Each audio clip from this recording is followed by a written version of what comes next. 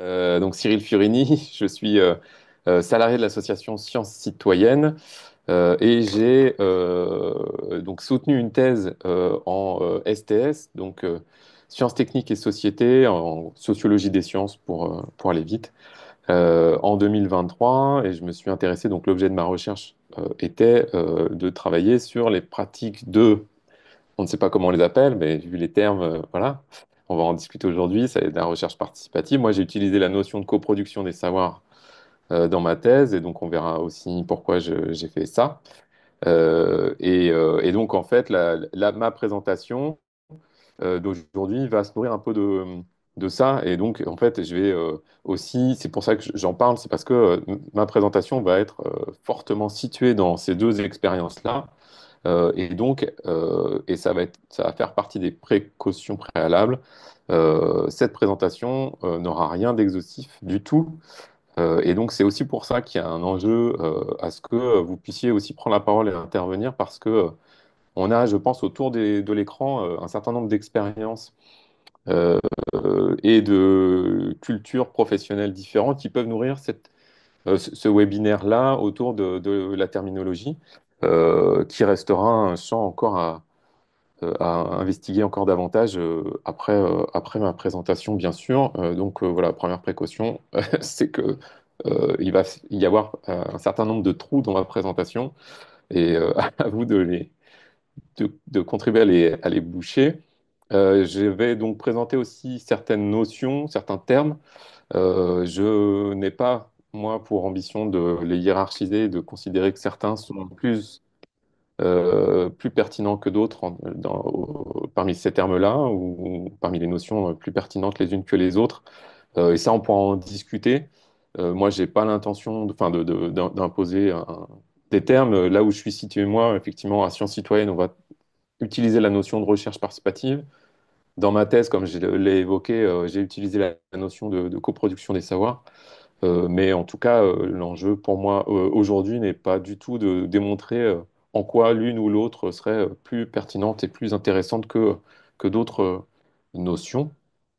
Voilà, et donc l'intérêt aussi d'organiser aujourd'hui, pourquoi on a voulu les rencontreurs et rencontreuses, c'est-à-dire les membres du comité d'organisation des rencontres formation, on souhaitait aussi proposer ce webinaire-là parce qu'effectivement, il y avait un certain nombre de demandes, parce qu'on arrive quand même à un constat fortement partagé, une difficulté à se situer, à avancer, à cheminer parmi ce nuage. Moi, je parle de brouillard terminologique, mais ce nuage de termes, de notions qui sont particulièrement floues dans le sens où, quand elles sont utilisées enfin, quand elles sont utilisées par des auteurs ou des acteurs différents, elles ne sont pas forcément utilisées avec les mêmes définitions. Et ce brouillage terminologique, on va le retrouver autant dans le discours et les productions écrites des acteurs, j'en cite un certain nombre, tels que les rapports institutionnels de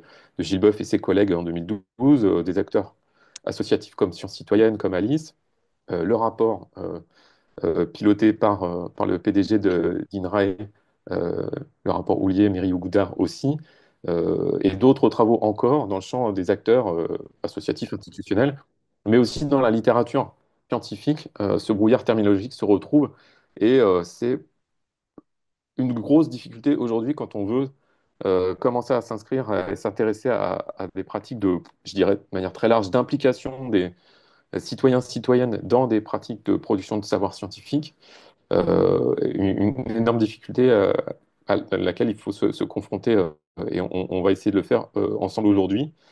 Je vais vous présenter très rapidement la liste, donc non exhaustive, des termes que je vais très rapidement présenter aujourd'hui. Le terme participatory research, le terme citizen science, le terme science citoyenne en France, le terme recherche participative, le terme de coproduction des savoirs que j'utilise notamment dans ma thèse, le terme de la notion de science participative, les différentes notions utilisées dans le rapport Houlier-Méry-Boudard, recherche participative partenariale participative, pardon, recherche communautaire et recherche action participative. Je crois que c'est la dernière. Ouais, c'est la dernière. Voilà. Je reviens au tout début. Donc, je pense que vous pourrez vous rendre compte qu'il en manque des notions qui pourraient être abordées. Et donc, n'hésitez pas, évidemment, à compléter cette liste avec différentes notions qui n'apparaîtraient pas là. Et pour chaque notion que je vais présenter, je ne vais pouvoir que faire des présentations très brèves et partielles. Et donc, n'hésitez pas aussi à compléter avec des éléments supplémentaires pour chacune des notions. Je pense que c'est celle-là la première. Voilà, c'est ça. Donc, Participatory Research. Euh, Pourquoi j'avais voulu aborder celle-là? C'est parce que moi, ça fait à peu près 10 ans que je travaille à Sciences Citoyennes et c'est une notion qui a fortement influencé les travaux de Sciences Citoyennes, notamment, et donc je reviendrai là-dessus, notamment les travaux que Sciences Citoyennes va mener en utilisant la notion recherche participative en France. Donc, la notion de participatory research, elle a été développée dans cette tradition, la tradition que je vais vous présenter, par Bud Hall, notamment dans le cadre d'un article de 1975. Je vais indiquer aussi tout de suite qu'il y a une diapo à la fin de ma présentation où je remets toutes les sources que j'utilise pendant ma présentation. Donc l'article que je cite ici de Bud Hall 1975 sera indiqué dans cette dernière diapositive. Donc Bud Hall, il est professeur de développement communautaire à l'école d'administration publique de l'Université Victoria au Canada et il est co-titulaire avec Rajesh Tandon de la chaire UNESCO Recherche à base communautaire et responsabilité sociale dans l'enseignement supérieur. Dans l'article de 1975 où il présente en fait la notion de participatory research, il indique les 7 principes sur lesquels il fonde en fait la notion de participatory research. Le fait que les méthodes scientifiques ont des implications idéologiques. Donc, à partir de là, dans les années 70, il fait partie aussi de ce mouvement qui va essayer de remettre en question en fait la posture, enfin le discours dominant dans les différentes disciplines scientifiques d'une neutralité ou d'une recherche d'objectivité pure, absolue, etc., etc. Donc, il va, en développant la notion de recherche participative et de participatory research, s'inscrire aussi dans ce courant-là ou ces courants-là de remise en cause de ce discours institutionnel dominant de pure objectivité. Mais je vais essayer de faire plus court si voilà. Le deuxième principe, donc, que la recherche, quand elle est menée, elle soit menée au service des groupes concernés. Donc, lui parle des communities. Et donc, pour ça, pour que cette recherche et ce processus de recherche soient au service des groupes concernés, il y a une nécessité pour lui que les groupes concernés soient impliqués à toutes les étapes du processus de recherche.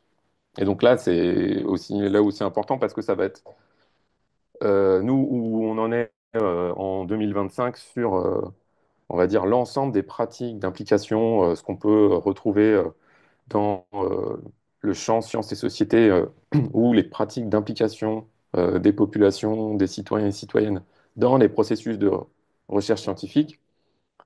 Un des critères qui pourrait nous aider à distinguer un certain nombre de pratiques, c'est bien le degré d'implication des groupes concernés ou des profanes dans les processus de production scientifique.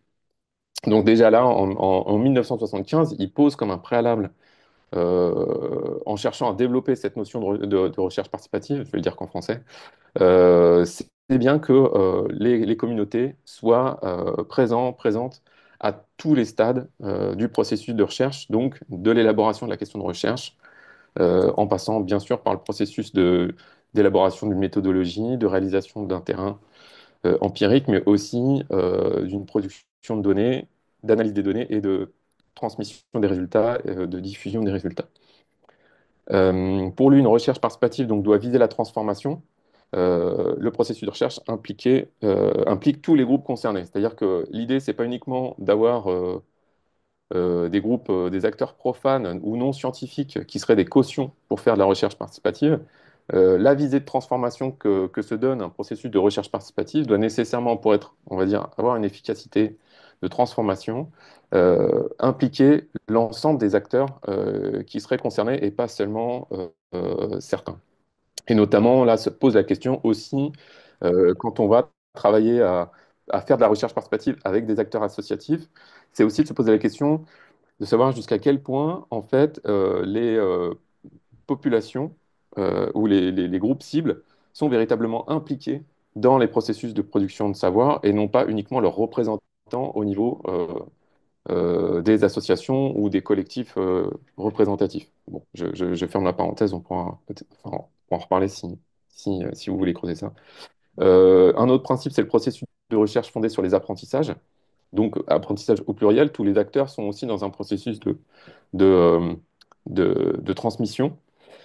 Euh, un autre principe, c'est le processus de recherche vu comme un processus itératif, dynamique, et non comme statique. Donc, ce ne sera pas une enquête ou une photographie en instant T, c'est-à-dire une enquête en temps présent, mais qui est bien une volonté d'intégrer de nouvelles questions, de nouveaux apprentissages et de nouvelles données sur du plus long terme. Comme dernier principe, l'objectif de libération du potentiel créatif et de la mobilisation des ressources pour résoudre des problèmes sociaux. Et mais comme je suis déjà trop, peut-être, je vous vois pas là, donc je sais pas si le temps avance vite ou pas, Oui, mais le temps avance, oui. voilà. Mais voilà. Mais je vais juste citer, donc c'est un deuxième article de 2017 qui est aussi dans la diapositive avec les sources, donc qui est écrit avec son co-titulaire de la chaire UNESCO, Rachel Standon, sur la notion de knowledge démocratie. Et c'est une notion qui va mettre en correspondance avec la notion de participatory research, et je cite notamment les enjeux, enfin les éléments, et je, je fais ça de manière très brève, les quatre éléments de la knowledge démocratie, l'idée ici essentiellement de mettre en correspondance ces deux notions, c'est bien la dimension politique que je voulais faire ressortir ici dans la notion développée de recherche participative. J'avance. Citizen science. Donc, enfin, d'autres personnes pourront intervenir aussi sur cette notion. Pourquoi je l'ai mis en diapositive. Et encore une fois, c'est lié à mon ancrage, notamment à Sciences Citoyennes, l'association Sciences Citoyennes, puisque en fait, son nom Sciences Citoyennes est lié en fait à une des interprétations de la notion citizen science développée euh, en langue anglaise, et elle est davantage ancrée dans la définition qu'on va donner le sociologue Alan Irvine, donc le sociologue britannique qui va écrire donc l'ouvrage dont on a la couverture là sur la diapo, l'ouvrage sur Citizen Science en 1995, avec l'idée que une recherche scientifique doit être élaborée sur la base des enjeux en fait de la vie des citoyens et des citoyennes. L'origine des recherches scientifiques euh, doit être en fait, ou les origines doivent être les considérations, les problématiques rencontrées par les citoyens et citoyennes, et donc il y a un enjeu non seulement à produire de nouvelles connaissances, mais aussi à orienter les recherches scientifiques et à donner une place aux citoyens ou aux citoyennes,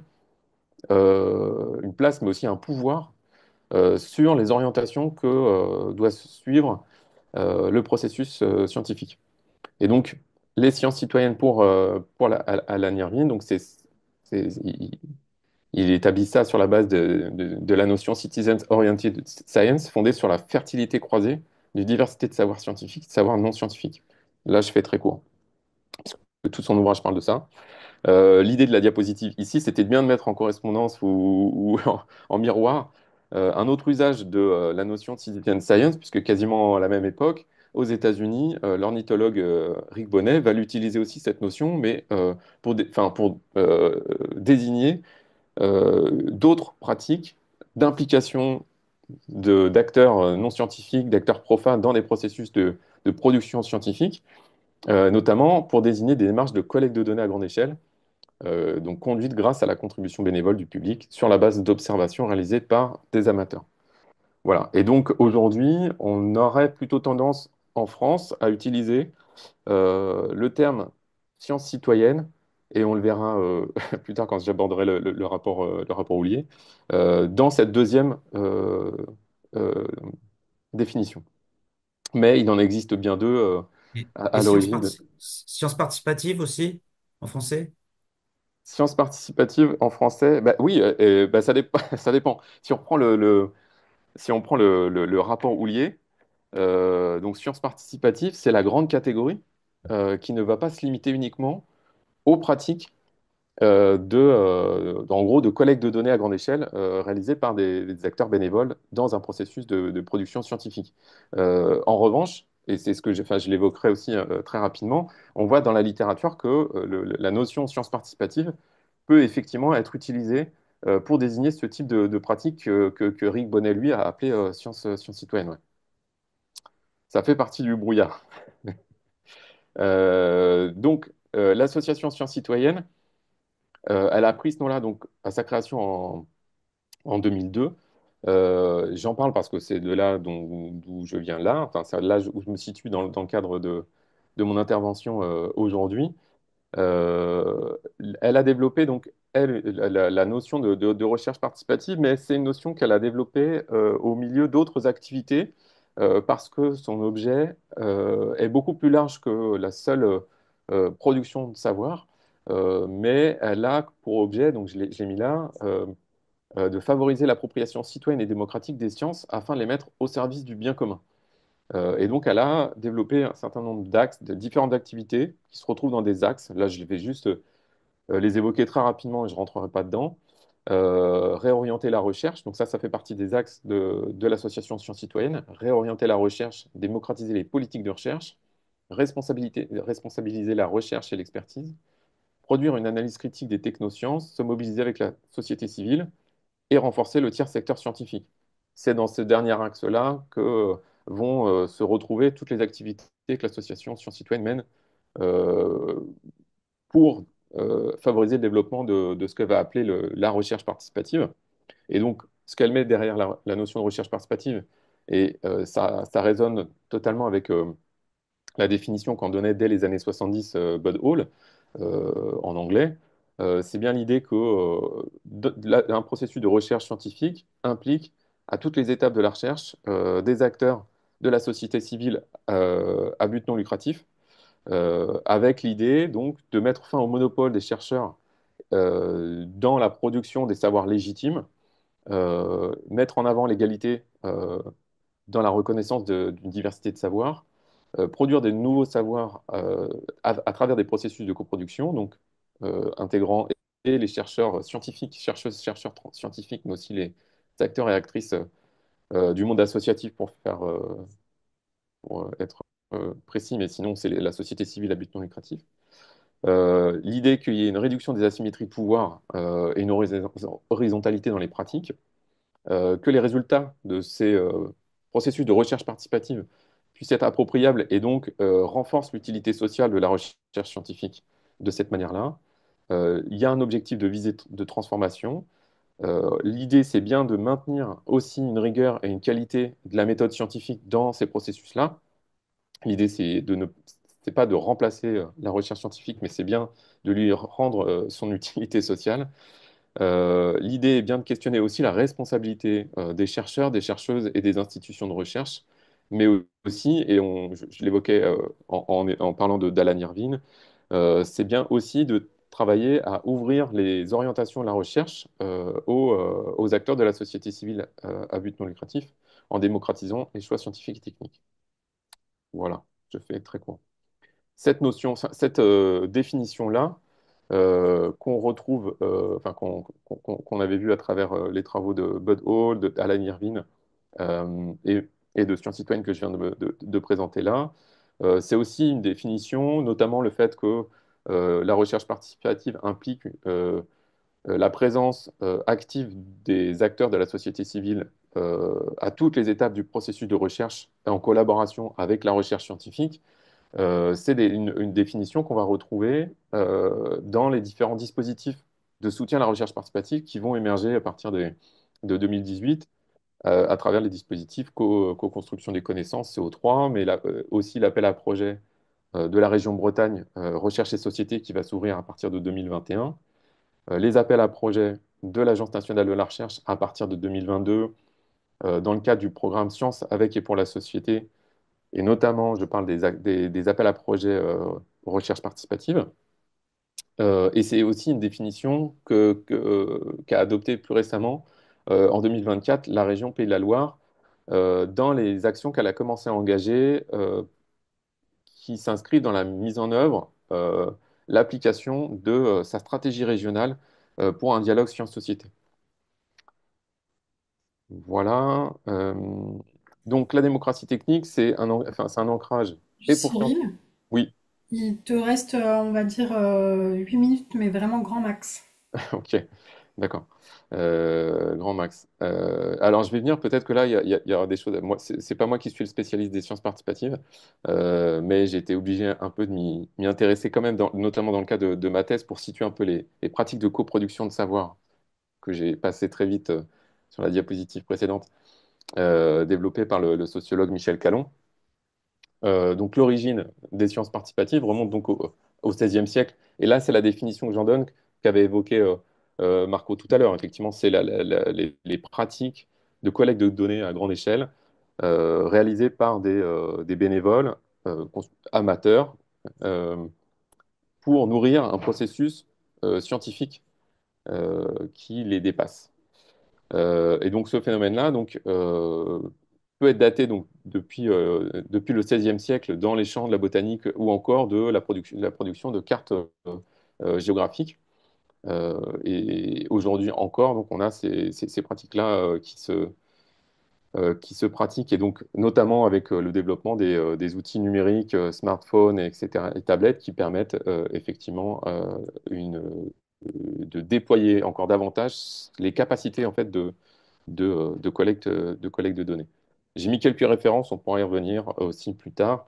De là où je me situe, donc, dans le cadre de ma thèse, mais aussi par rapport à Sciences citoyennes, et pourquoi Sciences citoyennes ne travaille pas au développement des sciences participatives selon cette définition-là, c'est l'enjeu du lien entre les sciences participatives avec cette définition-là, et en gros l'objectif de transformation et de renforcement du fonctionnement démocratique. Donc là, voilà quelques notions. C'est ce qu'on retrouve dans un article de Bruno Latour. C'est aussi ce qu'évoque Michel Calon dans ses travaux. Je passe très vite.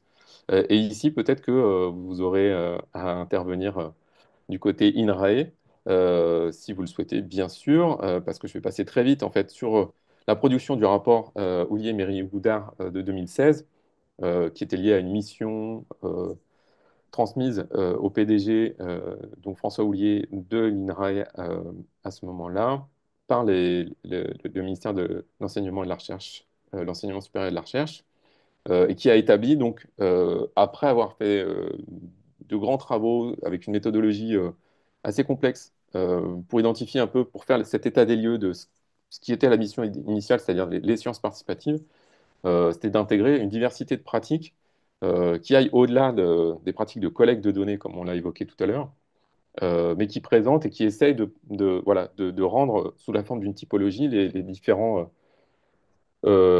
pratiques d'implication, je vais le dire encore une fois comme ça, de profanes dans des processus de production scientifique. Et donc en fonction de critères assez différents, donc l'objet de la démarche, l'histoire de la démarche, les objectifs ou encore les domaines principaux, le rapport Houllier et Médiri-Goudard a établi cette typologie-là où il distingue les sciences citoyennes, la community-based research et les recherches participatives.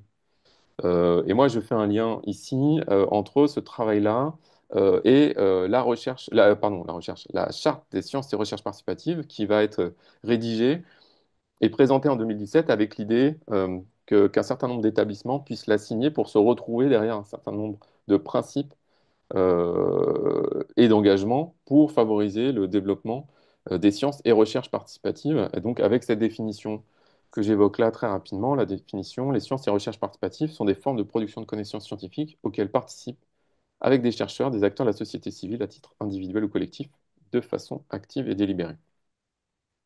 J'avance, j'avance très très vite. Je voulais aussi évoquer la notion de recherche partenariale participative, aussi pour montrer à quel point le brouillard est épais. Voilà, ce brouillard terminologique, à travers les travaux notamment de Steve Bonny, là, c'est pas un article, c'est un chapitre ouvrage collectif que vous retrouverez aussi dans la diapositive des sources.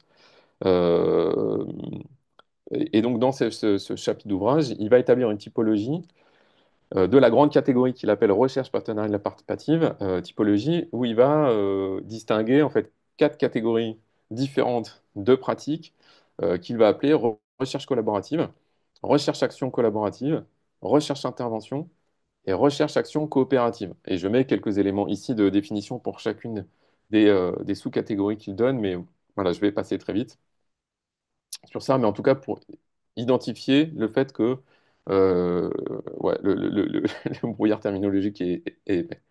Je voudrais revenir sur un usage aussi, sortir un peu de nos frontières pour parler de la recherche communautaire. Et donc là, pour parler de ça, j'avais pris une copie d'écran donc d'un communiqué de presse du gouvernement du Canada pour évoquer notamment une démarche de soutien donc ce qui est appelé au Canada la recherche communautaire et qui résonne beaucoup avec des notions qu'on utilise en France et notamment la notion de recherche participative que j'ai évoquée tout à l'heure.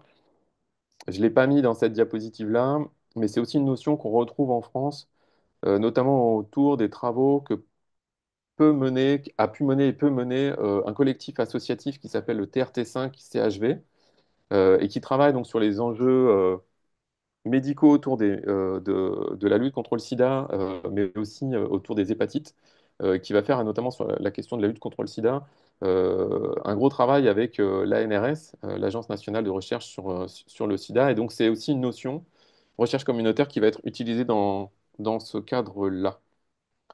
Et je passe très vite. Pour aborder la recherche-action participative, donc c'est une notion qui a plusieurs courants ou plusieurs définitions. Là, j'aborde les travaux donc de Jacques Chevalier, Daniel Buckelt et Michel Bourassa, en donnant donc la définition de la recherche action participative, qui est d'abord et avant tout un effort concerté pour acquérir de nouvelles connaissances, appuyer la réflexion pratique et renforcer l'éthique de la vie en société et de la démocratie. Donc, le but est simple, mieux comprendre le monde en tentant de le rendre meilleur. À la différence du développement communautaire, l'ARA vise à faire avancer les connaissances générales. À la différence de la recherche collaborative, elle vise l'action immédiate. Et contrairement à la recherche-action ou recherche appliquée, elle met à contribution toutes les parties concernées par la situation du problème. J'ai mis aussi sur la diapositive le schéma qu'ils indiquent pour un peu représenter cette définition-là dans le guide dont vous retrouverez la référence dans la diapositive aussi plus loin. Et donc la recherche-action participative, dans le cas de ce courant-là, se fonde sur l'usage de certaines méthodologies qui sont appelées les moyens habiles, et donc qui vont permettre de mettre en cohérence, c'est un peu comme ça qu'il le présente, de mettre en cohérence les fins et les moyens de la recherche et penser les objectifs et les résultats qu'on souhaite atteindre à travers le processus même de la recherche et donc les modalités ou les méthodologies qui vont être utilisées pour cela. Très bien, je vais conclure, notamment en vous disant bien sûr que tout ça n'est pas exhaustif. J'évoque là les travaux de Maïté Juan aussi de 2019 que j'ai pas choisi pas présenter là pour une question de place, de temps, mais en tout cas qui méritent d'être cités et d'être utilisés par ailleurs. Donc j'ai pas voilà tout un certain nombre de notions que j'ai absolument pas abordées, recherche-intervention, recherche partenariale, co-recherche. Si on élargit aussi un peu autour de ces pratiques de recherche participative, puisque les rencontres formation s'appellent comme ça, on peut aller aussi travailler autour de la notion de tiers secteur scientifique, tiers secteur de la recherche, tiers veilleur, intermédiation, etc., etc. Donc tout le travail reste à faire. En tout cas, ce que je voulais surtout pointer ici, c'est que ces notions-là que j'ai présentées, elles ne sont pas du tout figées. Et donc, ce que j'évoque là, c'est que ces notions sont mises à l'épreuve du réel. Et on voit notamment à travers des pratiques de sciences participatives qui, en fait, peuvent en fait très fortement s'éloigner de la simple collecte de données telles que je les avais présentées de manière un peu caricaturale précédemment, ou au contraire des recherches participatives qui sont censées être présentées comme de la coproduction de savoir, où les acteurs ont un pouvoir aussi fort que les chercheurs scientifiques dans le processus et où leur savoir, expertise est aussi valorisé, etc., etc. Tel que ça peut être présenté dans les dispositifs de soutien que j'ai évoqués tout à l'heure de recherche participative. Et pour autant, dans la pratique, parce qu'on sait que c'est jamais très simple à mettre en œuvre, on peut parfois perdre aussi ces dimensions-là, alors même qu'on va appeler nos pratiques de recherche participative, mais voir s'affaiblir en fait un certain nombre de dimensions qui font la définition de la recherche participative. J'évoque ici très rapidement aussi le fait de surtout pointer les pratiques sociales dont on parle.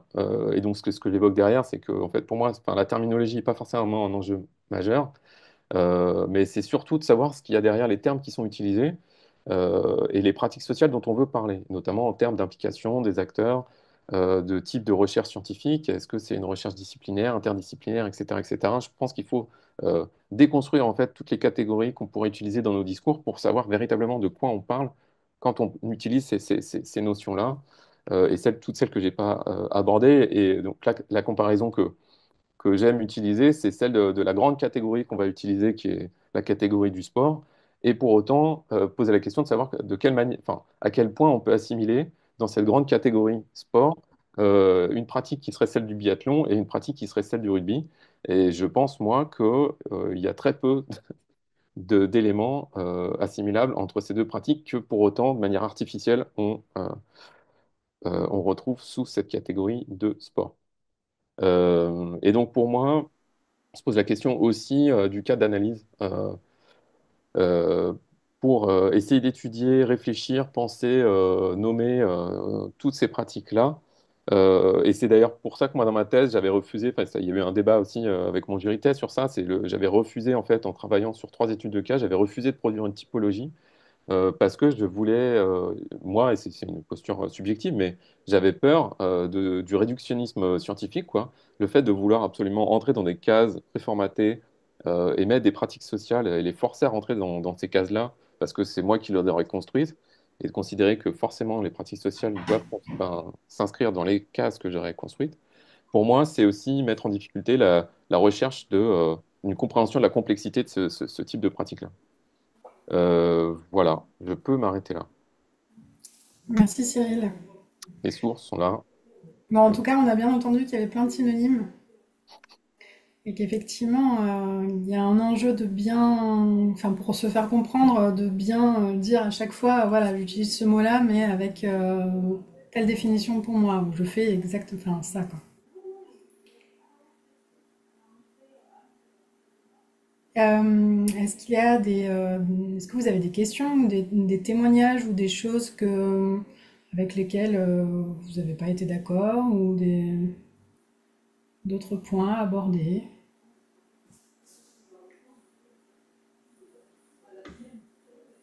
Moi, je me permets je rajouterais bien un petit point sur le glissement sciences participatives dans le titre du rapport Houlier et Méry-Oudard. Et d'ailleurs, j'ai vu que Jean-Baptiste était connecté. Jean-Baptiste est le co-auteur en fait de ce rapport. Donc peut-être que Jean-Baptiste, est-ce que tu es bien là? Oui. Est-ce que tu peux nous dire comment on est passé du rapport qui s'appelle donc dans le titre il y avait sciences participatives à la charte qui est quand même un produit dérivé du rapport qui s'est appelé sciences et recherche participative qui est d'ailleurs le terme que à l'INRAE on utilise et dans d'autres organismes de l'ESA on utilise aussi. Ouais, ouais, ouais, je peux dire un mot de ça. Alors d'abord, le rapport, il s'appelle Sciences participatives, aussi parce que c'est ce qu'il y avait dans la lettre de mission de la ministre, hein. Et donc effectivement, comme le disait Cyril, François avait été missionné par les ministres à l'époque, c'était pas les mêmes. Il y avait d'un côté, enfin c'est comme actuellement d'ailleurs, d'un côté l'éducnat et de l'autre la recherche. Et c'est le terme qui avait été choisi. Néanmoins, on l'avait conservé pendant la durée il y a eu tout un tas d'ateliers, d'enquêtes, etc., qui avaient précédé la sortie du rapport. On parlait de sciences participatives. Et c'est pas inintéressant de regarder comment effectivement c'est devenu sciences et recherche participative au moment de la charte. Et c'est parce que on était parti avec un a priori avec François Houlier en se lançant dans cette mission, qui était, enfin, on a été euh, pas attaqué, mais il y avait quand même beaucoup de frilosité de la part, notamment à l'époque, de présidents d'organismes nationaux de recherche, qui sont plus en fonction, donc je peux le dire tranquillement, qui se sont inquiétés de ce rapport. Voilà, il y avait à l'époque quand même une certaine frilosité en disant soit que c'était de nature à remettre en cause la solidité des connaissances scientifiques produites, ou alors un autre problème, mais que c'était les débuts de l'ubérisation de la recherche et que donc on allait utiliser des citoyens pour aller piquer le boulot que pourraient faire des techniciens de recherche, des ingénieurs, voire des chercheurs. Donc il y avait un certain enjeu politique aussi autour de ce terme-là. Et notre première réaction avec François avait été de dire on va justement essayer de montrer que science participative veut dire avant tout science et que donc on respecte les canons de production scientifique de la recherche, la fiabilité, etc. Et c'est vrai que du coup, ça nous a amené à nous focaliser sur la production de connaissances. D'ailleurs, j'avais une petite question pour la suite, peut-être pour Cyril. Toi, tu disais que tu avais parlé de coproduction des savoirs et je me demandais comment tu positionnais ça face à la coproduction des connaissances, par ailleurs, entre savoir, connaissance. Bon, enfin, en tout cas, nous, on s'était focalisé là-dessus. Et en partant d'une idée que quand on parlait de science, on parlait d'un stock de connaissances établi, alors évolutif, hein, bien sûr, mais en tout cas d'un stock de connaissances, alors que quand on parlait de recherche, on parlait pas de connaissances, mais d'un dispositif, d'une démarche. Et donc, on partait du principe qu'une recherche était une démarche dont on ne pouvait pas d'ailleurs présupposer de ce que seraient les sorties finales et que ça pouvait être de la connaissance, ça pouvait être de l'innovation sociale, voilà, ça pouvait être tout un tas de productions finalement assez différentes. Ce qui nous avait amené à faire, nous, le distinguo, mais au départ, hein, entre d'un côté la science qui serait le socle de connaissances produites et puis de l'autre la recherche qui sera un processus dont on ne peut définir les impacts a priori. Et puis, et donc, on avait choisi de parler de sciences participatives pour s'intéresser spécifiquement à la production de connaissances, effectivement. Ou plutôt même aux connaissances produites, pour être Et précis. Jean-Baptiste, je vais t'inviter juste à faire court Ouais, pour bah la ça va suite. être court. Et en fait, quand on a sorti ce rapport avec ce titre-là, on a eu beaucoup de remarques. Alors, beaucoup autour de sciences citoyennes, d'ailleurs, hein. On nous avait dit à l'époque, mais pourquoi vous parlez peu de sciences citoyennes dans le rapport alors que Citizen Science était quand même en anglais le terme le plus utilisé. Et là encore, il y avait des soupçons idéologiques forts autour de sciences citoyennes à l'époque, par exemple. On avait tout un tas d'acteurs qui nous disaient, attention. Quand on parle de sciences citoyennes en France, il faut pas se leurrer, c'est pas simplement la traduction de citizen science. Il y a derrière l'idée d'une autonomie de la société civile dans les activités de recherche et même l'idée que finalement, parfois, certaines activités devraient être prises en main par la société plutôt que par les institutions scientifiques. Et puis, il y avait recherche participative qu'on avait un peu mis de côté en se disant, bon, ça, c'est finalement le processus et pas sa finalité, quoi.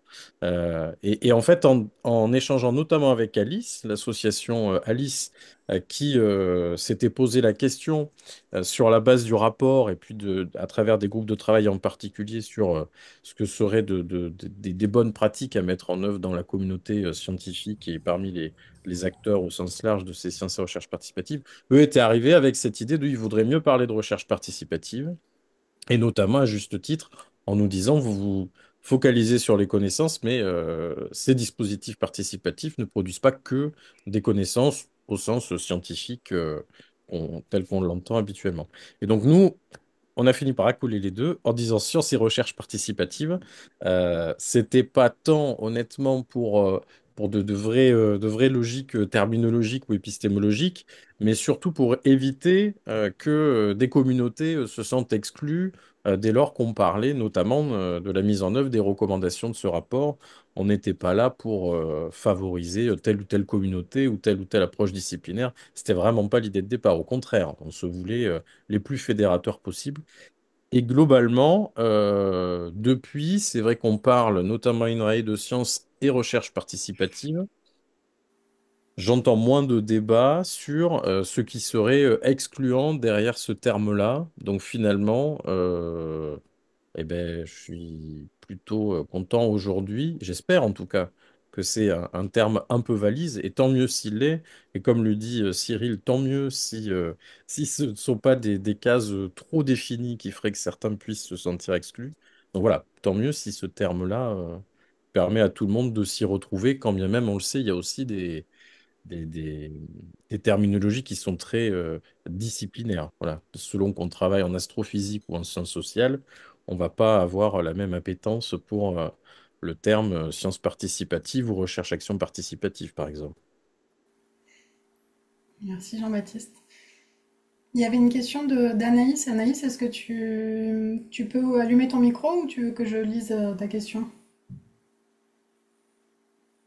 Ouais, non, très Allumé. rapidement, c'était juste pour savoir si dans les terminologies comme participatory research qui implique vraiment tous les acteurs à toutes les étapes, on cherche aussi à ce que ces acteurs soient impliqués aux étapes de recherche de financement et de gouvernance des projets ou ça se limite aux étapes vraiment où on mène le projet, comme tu l'as dit tout à l'heure, Cyril, de collecte de données, diffusion, analyse, voilà.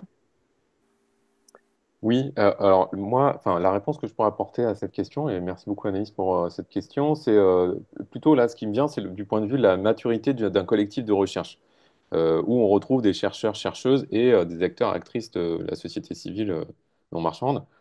En fait, quand je parle de maturité, c'est aussi depuis combien de temps ils travaillent ensemble, en fait.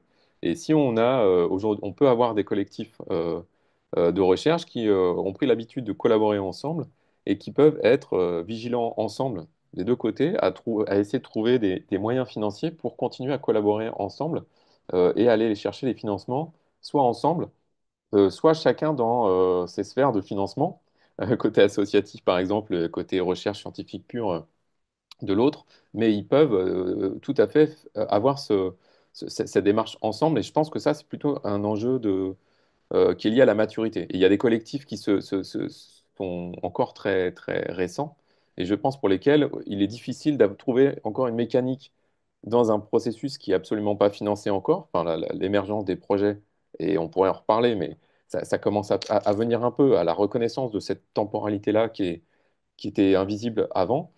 Mais encore aujourd'hui, on n'a pas beaucoup de moyens pour financer cette phase-là. Donc le montage de projets, et notamment vers des financements qui pour l'instant se retrouvent plutôt du côté de la recherche scientifique, va être davantage porté, je pense, par les acteurs de la recherche scientifique et notamment qui connaissent bien les critères attendus dans les appels à projets et notamment dans les modalités d'évaluation de ces appels à projets scientifiques.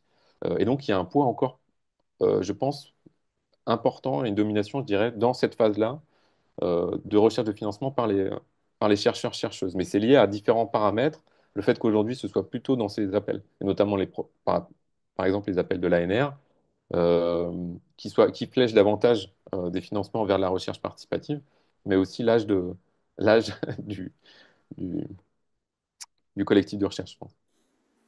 Et alors justement sur ce collectif, enfin le mot collectif, Clément a une question à poser. Oui, alors c'est juste un petit retour. On intervient dans un groupe de travail qui est géré par le MNHM sur SRP, enfin sur sciences participatives en biodiversité, avec Alice Couteil. Et elle était surprise quand on a échangé que nous, au niveau de la FES, on appelle le réseau des sciences et recherches participatives, donc avec un copil avec plein d'institutions, que nous, on appelle ça réseau, alors que par exemple les collectifs Vigitaires, Vigimère, ils appellent ça collectif. Et donc là, ça me faisait un petit peu popper le fait que Cyril, tu parles de collectif. Est-ce que, je ne sais pas si c'est le lieu pour discuter de ça là maintenant, mais cette notion de réseau et de collectif au sein de la nébuleuse sciences et recherches participatives, est-ce que ça veut dire quelque chose ou pas?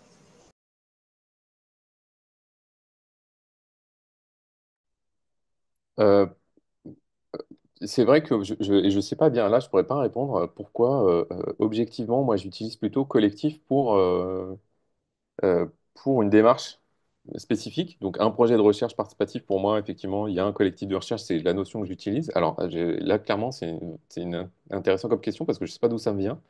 Est-ce que c'est un vocabulaire initialement attrapé quand j'ai commencé à travailler à Sciences citoyennes? Est-ce que c'est plutôt davantage la littérature enfin, où j'ai trouvé cette notion qui a résonné un peu avec la manière dont j'avais d'appréhender la recherche participative? Mais en tout cas, c'est effectivement des notions on va voir apparaître, collectif, mais aussi réseau, aujourd'hui, dans les démarches.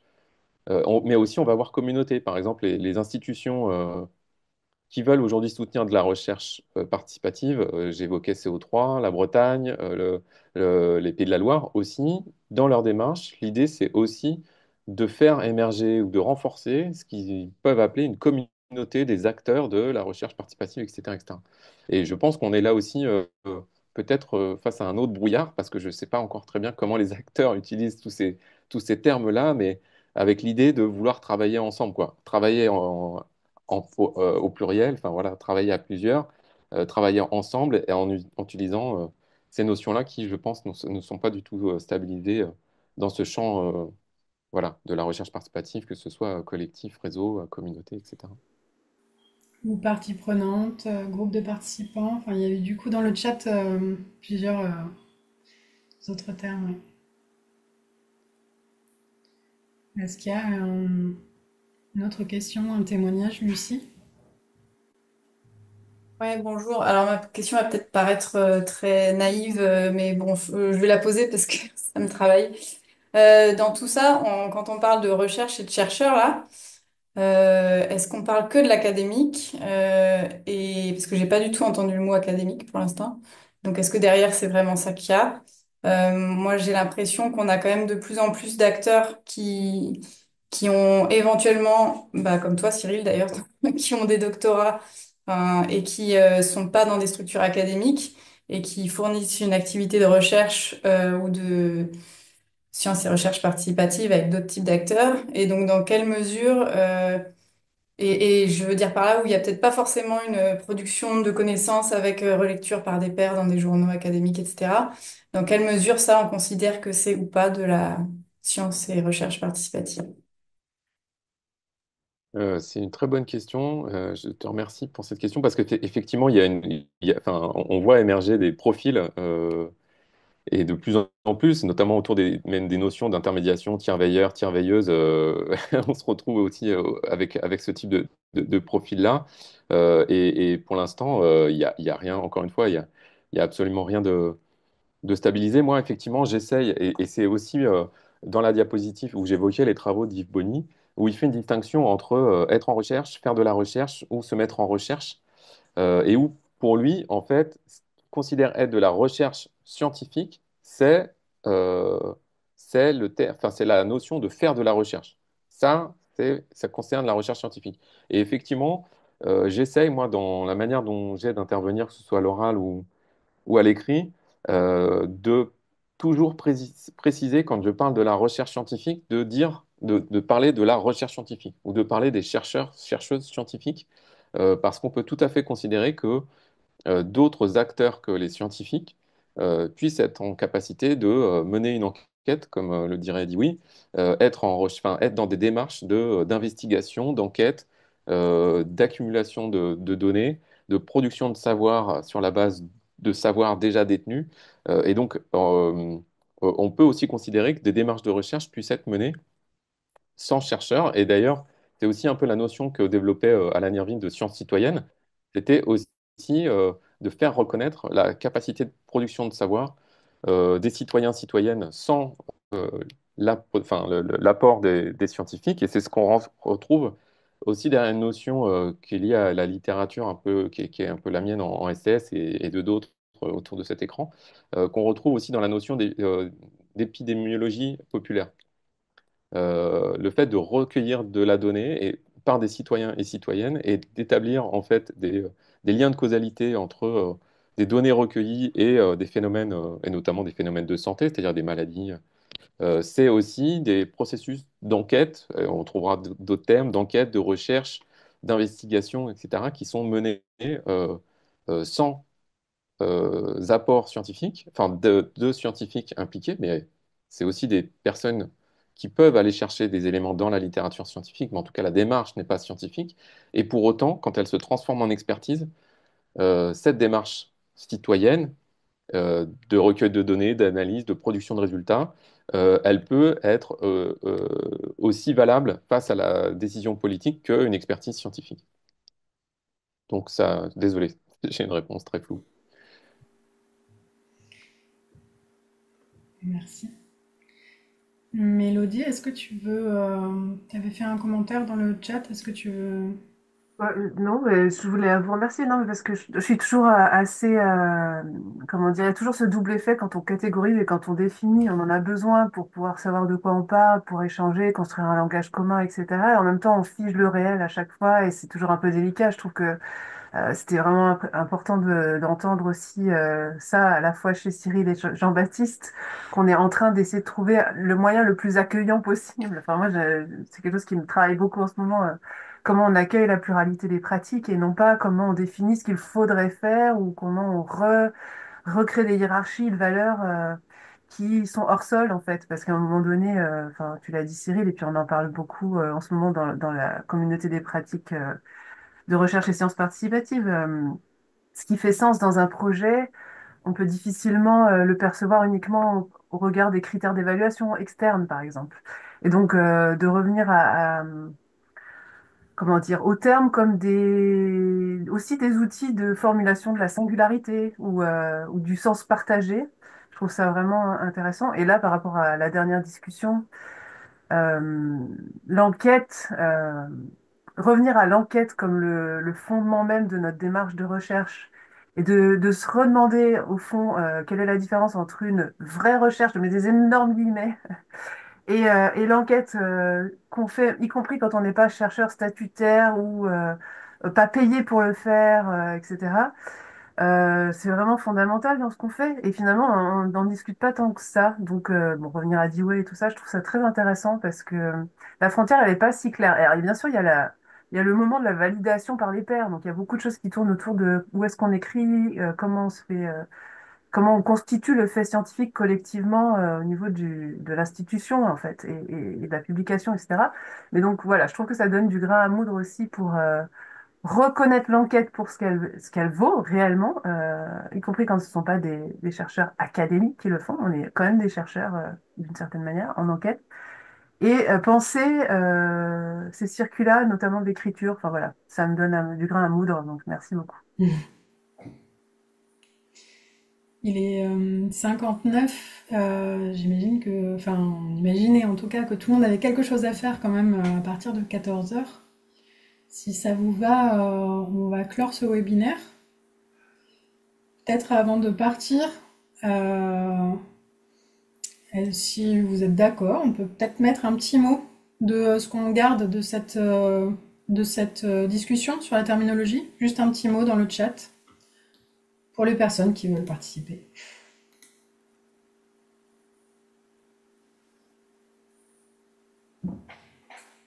Pluralité, brouillard utile. Ah, brouillard éclairci.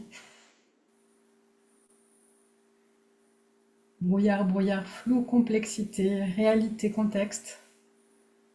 Le brouillard, c'est flou. Pluralité, pas simple.